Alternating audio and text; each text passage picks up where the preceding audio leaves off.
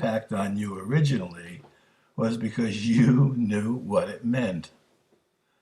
God offers only mercy. Your own words should always reflect only mercy, because that is what you have received and that is what you should give. Justice is a temporary expedient or an attempt to teach man the meaning of mercy. Oh, I get it. I never really understood that till just now. That's good. Its judgmental side rises only because man is capable of injustice, if that is what his mind creates. You are afraid of God. You are afraid of God's will because you have used your own will, which he created in the likeness of his own, to miscreate. And I get that in relationship to what he's talking about justice is. So that's good. So that's good. Like everything here is dualistic. So, we have what's just and what's unjust. But that's always a judgment, I guess. And that's the idea of miscreating. God doesn't judge, but he always offers mercy. And we have a dualistic thing. Well, you don't deserve mercy if you're really guilty. But there's no such thing as guilty. That's just the way we think. So I don't know. Its judgmental side rises only because man is capable of injustice. Justice is a temporary expedient. So what he's trying to say is that's how people learn mercy. So if God was merciful, this person wouldn't have, like the justice is that the person, you're trying to even it out. The person who got the crime was against is raised up, and the person is, seen for what he is. I understand it's really hard to explain. It's only because, and he says, it's only because we capable of injustice, and that's all the dualistic thinking that we do. You are afraid of God's will because you have used your own to miscreate. Now, we're afraid of God's will because we think God's will is like our will. So so he's the determiner of justice, and we're thinking we're unjust. So God would find us to be unjust when we make his will like our will, because we find ourselves, until we have a healing of our mind, we always feel guilty about something and we never know what it is. In the feeling guilty, we think that we've done something wrong.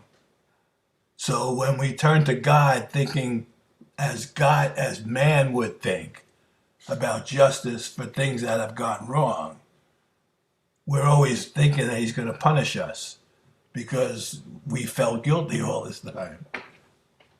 It's a good way to say it.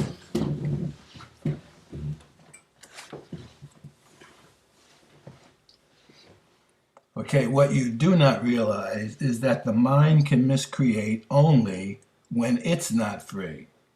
An imprisoned mind is not free by definition. It is possessed or held back by itself.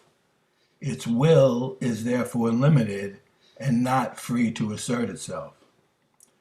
The three things that crossed your mind, which was comparatively free at the time, are perfectly relevant. Number one, this is really good. This is really good because it's misunderstood.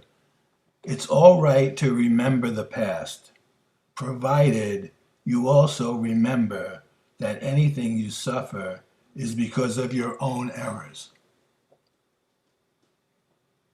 That's really good. Is that good? Really good. In this context, your remark that after the burning, I swore if I ever saw him again, I would not recognize him. Now note, she actually, not is in parentheses. So he's really, really getting into her mind and telling her why she's hearing it the right way, even though she tried to hear it the wrong way. This is unbelievable. Note, by the way, that you did not put in the not until afterwards, that is because your inherent correction device was working properly at the moment. The result is that you are not denying me. This is really. Now, this is funny because this is the story about Hinda, the kid. Oh, The yeah. story about Hinda was an excellent example of misperception, which led to a totally unwarranted fear of a person. The misstep which caused her fall had nothing at all to do with you, just as your own missteps have nothing at all to do with me. So Hinda was a little girl, and she was sort of at the top of the steps. And Helen was at the bottom of the steps, and she held out her hands for Hinda to jump. So when Hinda jumped, she hurt herself. Now, Helen's always been blaming herself for Hinda hurting herself. And what Jesus is trying to say is, it was Hinda's choice to jump, even though you held out your hands. No, nothing happens but by someone's own decision. And now he goes into, he says, Helen's story refers to a young child who fell down the stairs when Helen had her arms open in a welcoming gesture at the bottom of the stairs. For years afterwards, Hinda screamed upon seeing Helen. So every time she just screamed at Helen. So they were both blaming the other one. Like Hinda was blaming Helen. And Helen was like, felt like she was to blame. She was guilty. So this is what Jesus actually says to do. The denial of error is a very powerful defense of truth.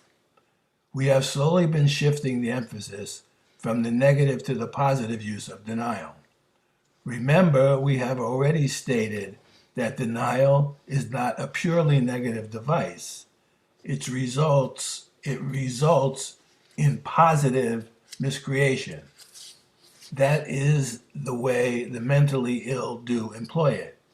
But remember a very early thought of your own. Never underestimate the power of denial. In the service of the right mind, the denial of error frees the mind and reestablishes the freedom of will. When the will is really free, it cannot miscreate because it recognizes only truth. That's really good. That's really good. Projection arises out of false denial, not out of its proper use. My own role in the atonement is one of true projection, i.e., I can project to you the affirmation of truth. If you project error to me or to yourself, you are interfering with the process. My use of projection, which can also be yours, is not based on faulty denial, but it does involve the very powerful use of the denial of error. So what he's saying is that the denial of error in totality is always what he's offering. And it can always be heard within any segment of space and time about that particular segment of space and time. So like with the case with Helen and Hinda, what he's telling her is, you didn't do anything wrong.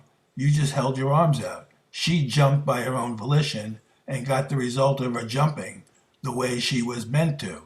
But you are both thinking now, what he's saying is the true denial of error is none of this really happened at all. So you've never been guilty. You've always been innocent. But even in that particular moment, you were not to blame for Hinda's jumping because she was getting the result of her own thinking, and it had nothing to do with what you were thinking because those thoughts don't converge. So the proper use of denial is in the recognition that whatever I'm thinking didn't happen the way it happened, and the truth is it didn't happen at all. That's the true use of denial. Not that it happened in a different way, blah, blah, blah. No, none of this happened at all. That's the true use, the proper use of denial. And he always uses that totally because having the salvation of the world is because he, proved that none of this is true. And that's why he's the head of the atonement.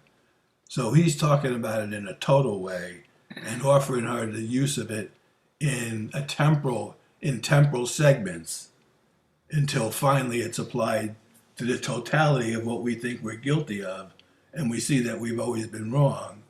And in a true instant of healing, we feel our own innocence, and everybody's along with that too, because that's what he's saying about love and guilt. It's the same thing. If you got when you let go of guilt, everyone is innocent. When you know what love is, you know that you love everyone. So it's the same idea.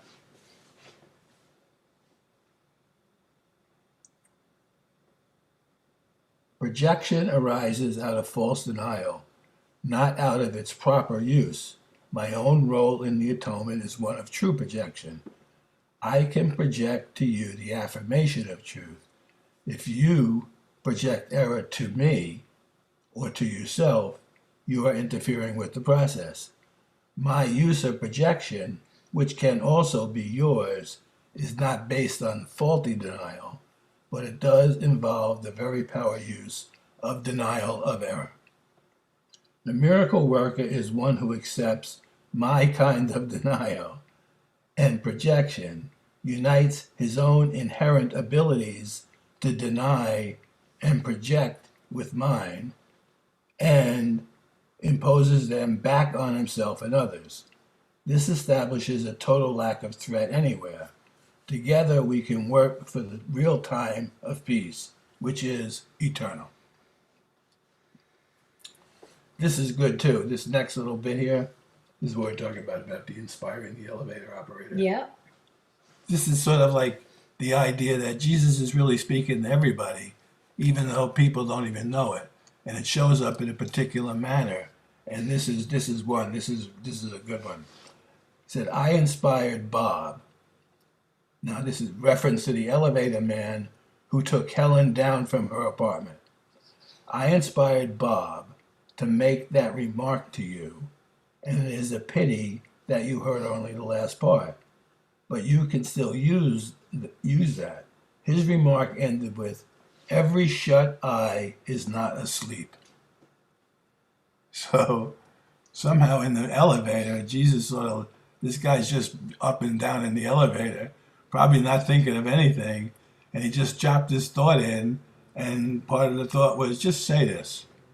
And he probably didn't have any idea what was really happening. That was one of the things that made me realize all we have to do is keep our mind open, because we were talking about this yesterday. And sometimes someone that takes that kind of job is just in a very peaceful, comfortable state, very happy to take people up and down. So he's in a naturally open space. And that thought could drop down. And that's just the example that really helped me see, oh my gosh, we all want to be available like that. So only those ideas drop down into our consciousness and pour forth wherever they're helpful. So thank you. Every shut eye is not asleep. Since your own vision is much improved at the moment, we will go on a while. So now Helen's eyes are open and she's a little awake. So Jesus has got her right where he wants her and says, okay, we're gonna keep going right now because you're hearing me finally. And who knows when that's gonna happen next.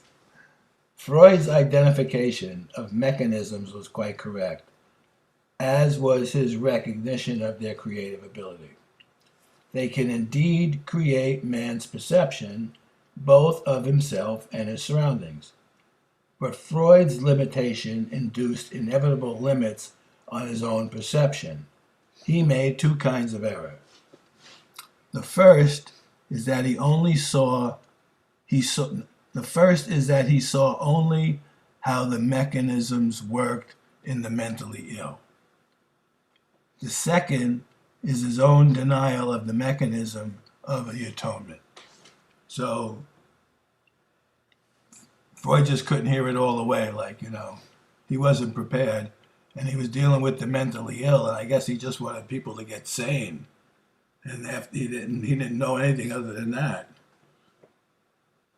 But I think Jesus is trying to tell him that the mechanisms he's talking about work in all of us to different degrees, because everybody's mentally ill here in terms of what's true and what's not, or sanity. We don't even know what sanity is. So we have this sort of area that we consider sane, and if people operating within that area, we think they're sane. However, if they go to either edge, that's what insanity is. But they're just sort of degrees on the dualistic sort of identity we've established about ourselves.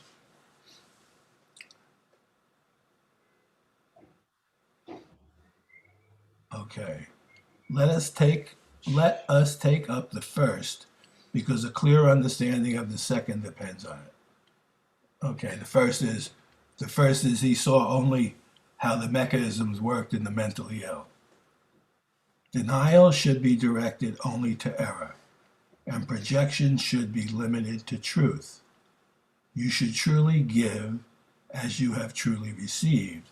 The golden rule can work effectively only on this basis. Intellectualization is a poor word which stems from brain-mind confusion. Right-mindedness is better. So when he's saying intellectualization is a poor word, he's just saying that in relationship to how he's talking now. In other frameworks, it would be fine, but intellectualization is not the proper word to use in relationship to what he's talking about. Is what he's saying. There's a better word, and he says it's called right-mindedness. Right-mindedness is better. This device defends the right mind and gives it control over the body. Intellectualization implies a split where right-mindedness involves healing. Withdrawal is properly employed in the service of withdrawing from the desert. It is not a device for escape, but for consolidation. There is only one mind. Dissociation is quite similar. You should split yourself off from error, but only in defense of integration. Detachment is essentially a weaker form of dissociation. Now he's going to talk to them directly for a second. This is one of the major areas of withholding that both you and Bill are engaging in. So they detach themselves from what's going on. Flight can be undertaken in whatever direction you choose, but note that the concept itself implies flight from something. Flight from error is perfectly appropriate. Distantiation is a way of putting distance between yourself and what you should fly from. That's really funny. Regression is a real effort to return to your own natural state. In this sense, it is utilized to restore, not to go back to the less mature. Sublimation should be associated with the sublime. So this is cool. So he's using psychological terms that they use every day and offering them a more inclusive meaning so that they could sort of start to think differently in terms of the way he's sort of given them the directions to think in the course. So a new way of thinking for an entirely different purpose. There are many other so-called dynamic concepts which are profound errors due essentially to the misuse of defenses. Among them is the concept of different levels of aspiration, which results from real level confusion. However, the main point to be understood from these notes is that you can defend truth as well as error, and in fact, much better. So he's saying we can use the dualistic mind that we have to protect the truth rather than defend error. He said it's a good use of your mind to learn how to use your mind to protect the truth, rather then defend against error, which never lets you feel the truth. You're always in defense for a reason inside that never actually gets dealt with.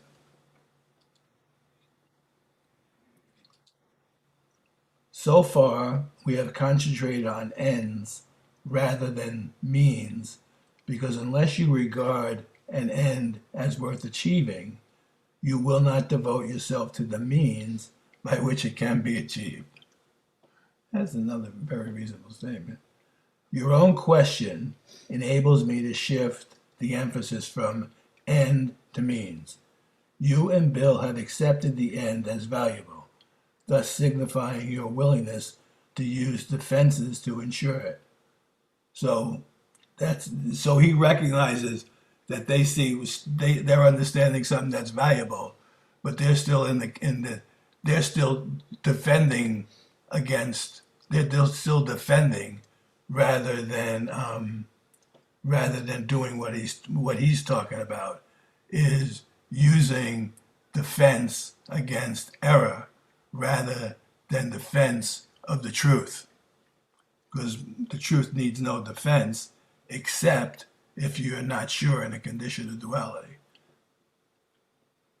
The means are easier to clarify after the true worth of the goal itself is firmly established. Everyone defends his own treasure. You don't have to tell them to do this, because he will do so automatically. The real question still remains, what do you treasure, and how much do you treasure it? Once you learn to consider these 2 points and bring them into all your actions as the true criteria for behavior, I will have little difficulty in clarifying the means. You have not learned to be consistent about this as yet. I have therefore concentrated on showing you that the means are available whenever you do ask. You can save a lot of time, however, if you do not need to extend this step unduly. The correct focus will shorten it immeasurably. Then he tells it, papers will be easy to write at this time, as this time is shortened. So he's telling her even her work is going to get easier. Should we continue or save the atonement for the next section? I need to go. Oh, okay. Yeah. All right, cool. Very good. Then we can just end it here. Thank you, thank you, thank you.